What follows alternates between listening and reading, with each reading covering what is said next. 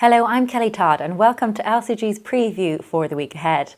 I'll be talking to our head of research, Jasper Lawler, to discuss the record-breaking bull market in the US stocks, criminal cases against Donald Trump's advisors, and what government plans for a no-deal Brexit means for markets. Before that though, I'll run down some of the top corporate results to watch for this week. On Tuesday, Best Buy and Tiffany & Co report second quarter earnings. On Wednesday, Petrofac report half-year results before Salesforce reports its second quarter numbers. On Thursday, Hays reports full-year results, then later, retailers Kroger and Sears report quarterly earnings. Finally, on Friday, Jimmy Choo and Old Mutual offer half-year updates. Now moving on to the economic calendar, it's German IFO on Monday, US second quarter GDP on Wednesday, German unemployment and German CPI on Thursday, then China PMIs and Eurozone unemployment and CPI on Friday. So Jasper, how long can this record bull market last? Well, that is the question everyone wants to know the answer to, Kelly, isn't it? I'll answer it in a slightly weird way, because one thing you can do when you are just looking back at this chart for the S&P 500, which is what all these stories are about, that, you know, the low in 2009 up to where we currently stand, how many days, it's the longest ever.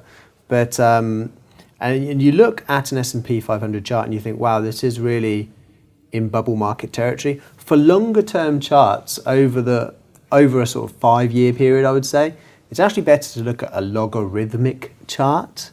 And if you do that, then actually it doesn't look quite as extreme, because it balances out the percentage swings and falls you saw in the past to what we currently see. Yes. So, for example, the correction we saw in February suddenly seems a lot larger historically, whereas you look at this current chart, it just looks like a tiny blip if you just use a normal price-weighted chart. So that can give you a little bit of perspective.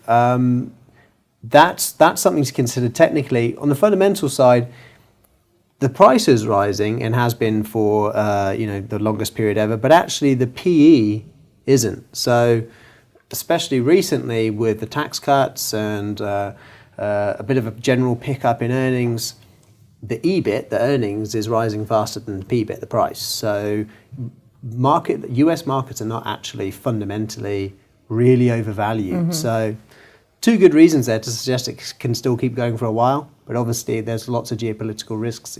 At some point, some of them can play into a downturn. Yeah, of course. And now it was a rough week for Donald Trump last week. We've got his campaign advisor convicted of several white-collar crimes. We've got his lawyer reaching a plea deal to testify against him. So are we any closer, do you think, to impeachment? I think that's the point. We are closer. Yeah. I still personally don't think it will happen, but in trading you have to sort of play on probabilities, right? And so the probability of it happening is increased. And I think what's also increased is the importance of the midterm elections. Yeah. If the Republicans lose control of the House and the Senate, then obviously it gives Democrats a bit of a shoe in the door to start the impeachment proceedings. Now, if they start the proceedings, that in itself can be a bad thing, because obviously it's, again, not only will Donald Trump have the distraction of this ongoing Russian probe, but he'll then have the distraction of impeachment proceedings. So all things that are kind of generally stopping his agenda, not all of which has gone through. The tax cuts has, but we still haven't seen as much on deregulation. Anything else positive you think can come out of this presidency obviously will be hampered from that happening. It probably won't ever lead to an actual impeachment. In my feelings, that these current situations we're dealing at the moment is probably something that it's going to be more of an issue for him when he leaves the office rather than actually when he's the president. Okay. Now, we've got these technical notes on plans for a no-deal Brexit. And so what do you think that means for the UK government's position in negotiations with Brexit?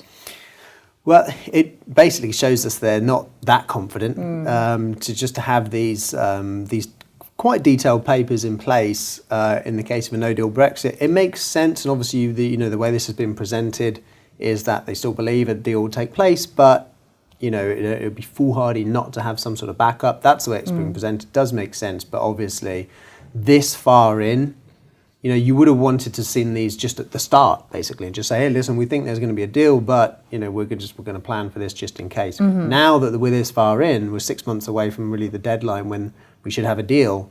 It obviously just shows they're worried we're not going to have a deal. So it just actually emphasises the market concern. We saw a bit of a drop in the pound in reaction to this in the markets, but I think we've been baking in a no-deal Brexit for the past couple of months in the pound, so there wasn't necessarily a need for any extra reaction on this. We did see a bit of a drop in bank shares, and that will probably be something to watch out for in a bit more detail over the coming weeks, because the fact that there's going to be no passporting and all the disruption that brings to financial services is not, I think, entirely baked into those share prices yet. Yeah, okay.